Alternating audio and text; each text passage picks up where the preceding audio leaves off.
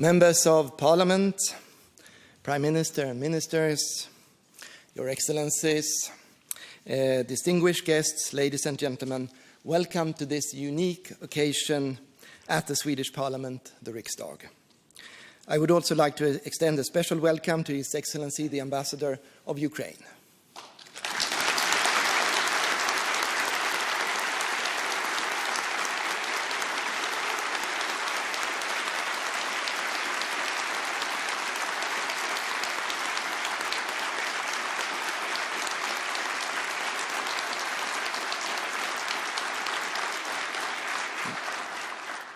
Ladies and gentlemen, often we like to look for nuances.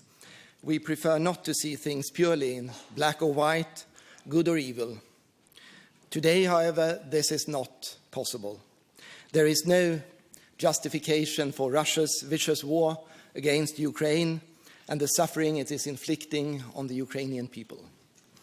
In this appalling situation, we have witnessed great bravery from the people of Ukraine.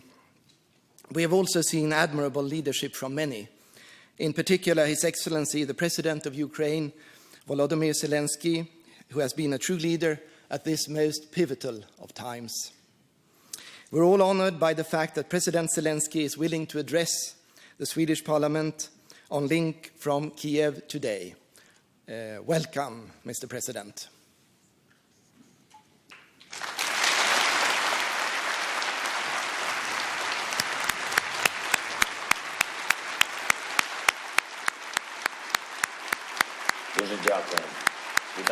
Thank you very much. I would like to welcome you. Mr. Speaker, it is my honor and to have this opportunity to address you. I would like to also welcome the Prime Minister, members of the Parliament of the Riksdag, and members of the government. The blue and yellow flag now is probably the most popular in the world right now because this is the flag associated with freedom to people in different continents and different countries. The blue and yellow colors are not only colors of Ukraine, these are also colors of Sweden. And obviously this is not just a mere coincidence, this is destiny because we stand together for freedom, for the peaceful life, for the dignity of every human being, for justice and a careful attitude to the world we live in. This is why it is only logical that Sweden is among the countries who extends the biggest support to Ukraine. I'm very grateful to you for this. This has been a month now since the beginning of the biggest test, a full-fledged war that was started by Russia against our country. There has never been a black month of this magnitude since the Second World War, such destructions and such war crimes. The list of dead people is counted in thousands. Dozens of communities and cities have been destroyed. The Russian military doesn't differentiate between the military targets and civilian targets. They destroy the housing blocks, houses, hospitals. They even shell kindergartens from the rocket artillery. They have destroyed hundreds of educational facilities and more than 200 schools. Russian army was bombarding universities. You can imagine, they are destroying any infrastructure which is a life-supporting infrastructure. The warehouses with food, with medication, they've captured 2 nuclear power plants. This is the second time now they have hit a chemical production site. They've used today the phosphorus bombs. Adults and children died. Why is Russia doing this? Why is this terror against us? Why do they need to subdue the nation to make a slave of the neighboring country? Ladies and gentlemen, Swedish people, the current Europe, which became peaceful for so many years, is built on a very clear principles. There cannot be any forceful revision of the borders. Any nation has the right to choose their future without coercion, without dictatorship. Based on these two principles, we have had an unprecedented era of cooperation, of peace and confidence. We had it before, and the Russian leadership decided that they can move things in time, as if they can cancel the 21st century reality, as if they can act like they did in the times of the totalitarian ideologies. If Ukraine wouldn't endure and protect ourselves, it would mean that all that reality was lost.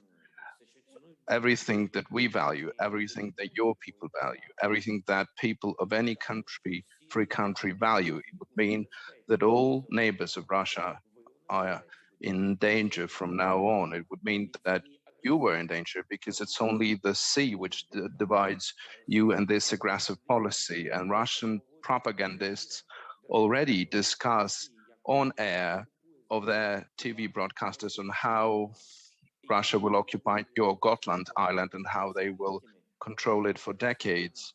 They're showing this on TV to Russians on the map. They're showing the directions of the advance of the Russian army. Why? Well, because they think it would be comfortable to put anti-air defense system and the base there to cover the advance on the Baltic states. Russia went to war against Ukraine because they want to advance further in Europe. They want to destroy freedom in Europe. This is a fundamental challenge for the European security and defense system. Please look at what Russian army is already doing in our country.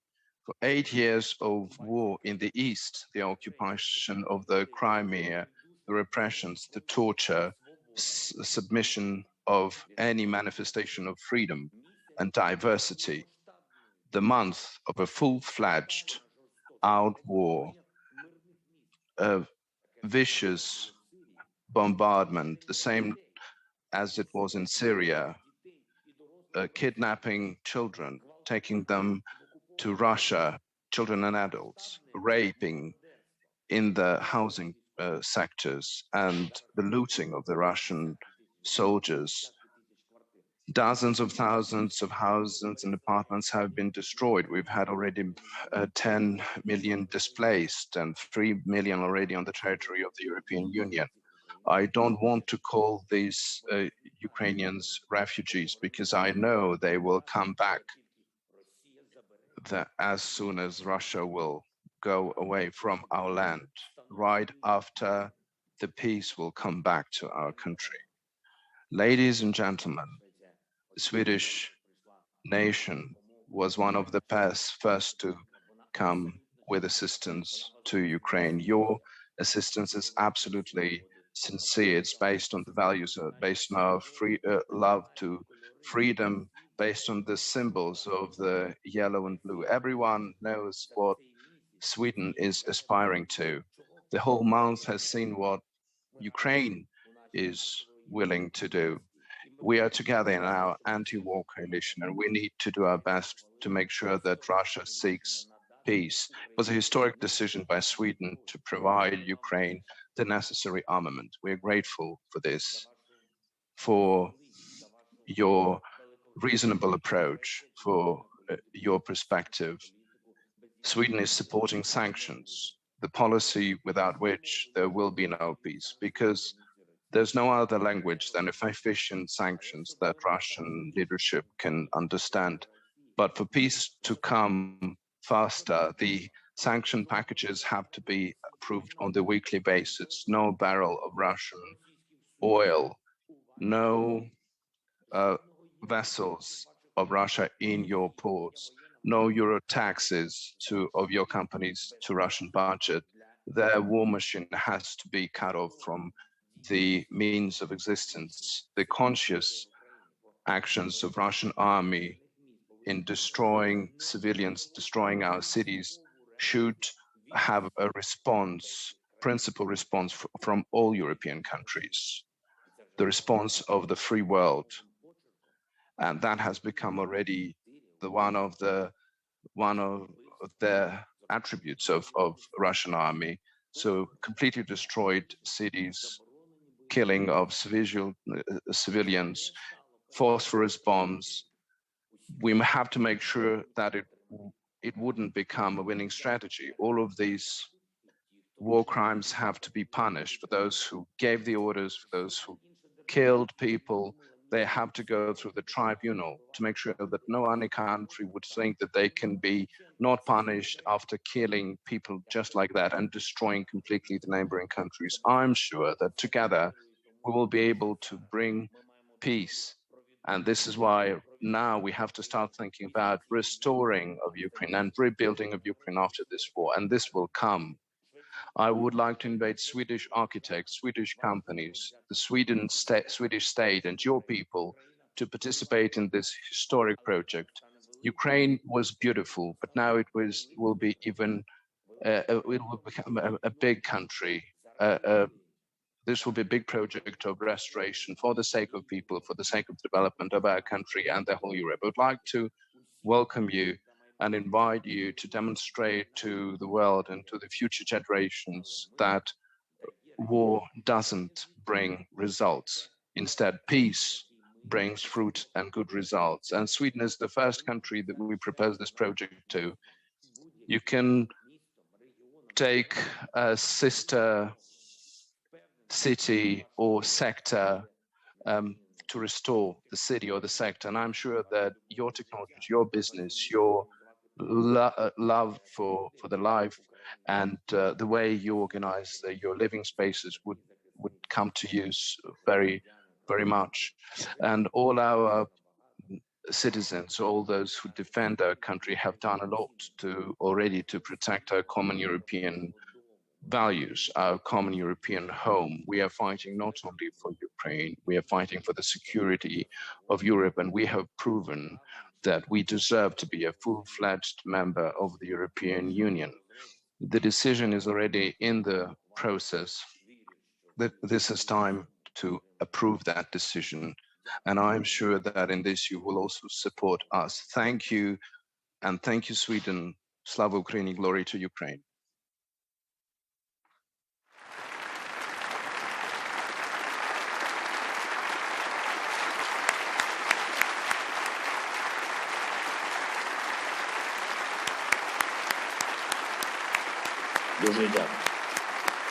Thank you very much.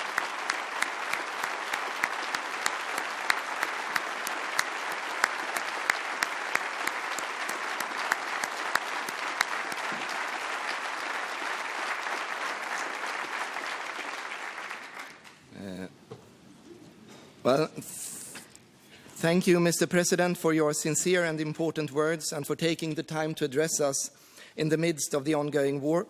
Thank you also for your leadership at this crucial time. I can assure you that the support for Ukraine is strong in this chamber.